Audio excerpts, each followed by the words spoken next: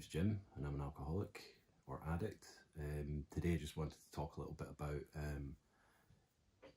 the terms that we use and I guess people from early days of either getting into a program or admitting to themselves that they might have an issue. They don't want to think of themselves straight away as being an alcoholic or an addict. I certainly didn't. I was like, no, that's not me. I don't have any problems, or maybe I've got a little bit of a drinking problem. Maybe I drink a bit too much, or maybe I've used a bit of coke too much, or taken pills too many times in the past. But it was always something I could deal with and I could work it out. So to actually realize and then call yourself an alcoholic or an addict is a really big step for people, and I think for me essentially it was it was the biggest step I had to make. I had to admit it to myself and I had to almost own up to what was going on in my life.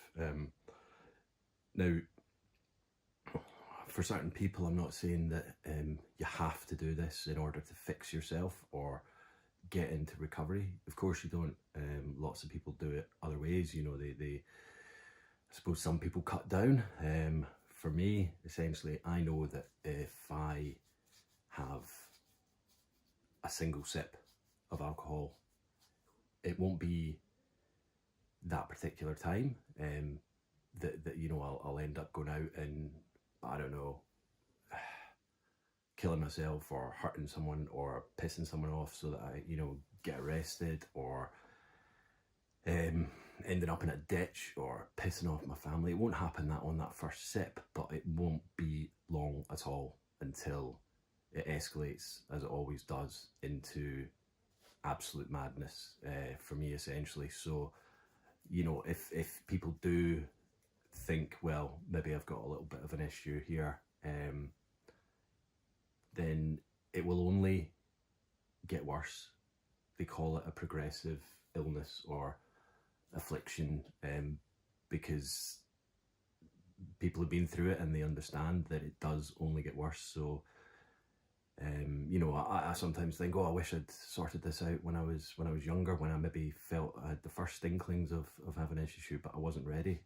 But I know people in my home group that are much younger than me, and he's doing it now because he's realised, and it is the right time for him. And good luck to him, because he's doing amazing. He just passed 90 days, which was fantastic. But anyway, I'm digressing a little bit. What I was trying to get onto was that people that think they've got a bit of a problem, and then people say to them, well, abstinence is the only choice. For me, it is. And I think for a lot of people, that is the key. But I think that can be a very scary proposition for people to think, I'm never going to have a drink again in my life. I'm never going to have a Christmas champagne or toast, or anything that this country and many other countries have as their kind of traditions. Drinking surrounds everything in UK especially. Something successful happens in your life, something good happens and we go for a drink. Something bad, bereavement, we go for a drink. I used to, when I'd finish 10Ks or half marathons and things like this, I'd always want to go and have a drink. And hundreds do it. Some of the races I did, they'd hand you out a beer at the end of it.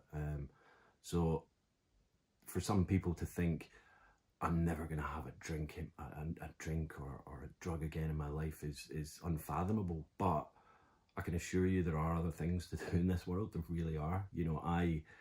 I'm still learning, because I'm only just close to 5 months sober, and I've found so many things that I can do, and also building on other things that I used to do, like running and going on hikes and things like that. These are things that I used to do with a drink in me or after, and now I do them sober. And I've met so many different people that do these things obviously without a drink, and I think that's a massive commitment for people as well, because of their lifestyle, because of the people they kind of hang about with, their family, their friends. And you know what I'll say to you is, if those people don't understand that what you're doing in giving up alcohol is for you a life-changing, you know, a life-changing moment in your life, that you're going to change your kind of lifestyle, you're going to change who you are to get healthier, to get better, and essentially not kill yourself.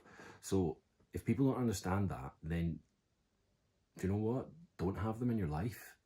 I spoke to someone the other day that said that, you know, they were amazed at how many people that they went out with drinking actually don't drink that much. So when she stopped drinking, it opened up that wow, she was the one that was instigating the heavy drinking all the time. So her friends were just like, you know, have a couple, leave it.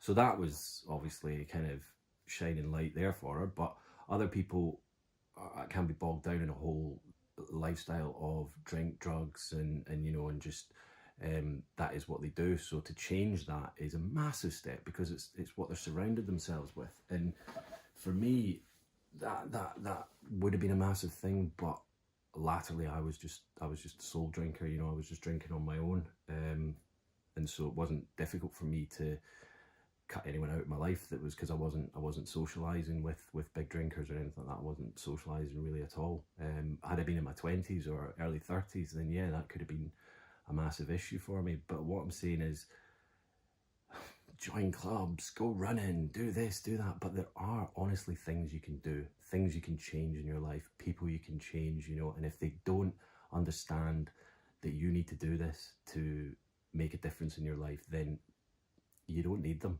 They're not friends. You will see when you make these choices who your true friends are and who comes through for you in the end. And you know, I'm still realizing this now. You know, people are coming out and sending me messages and going, you know, good on you and blah blah blah. And honestly, I can't wait for the pandemic to be over so that I can actually, you know, face a few tests for me and actually go out for a meal, for you know, to a bar or a pub or whatever, and just not partake in the alcoholic culture that's out there, but actually go out and enjoy myself.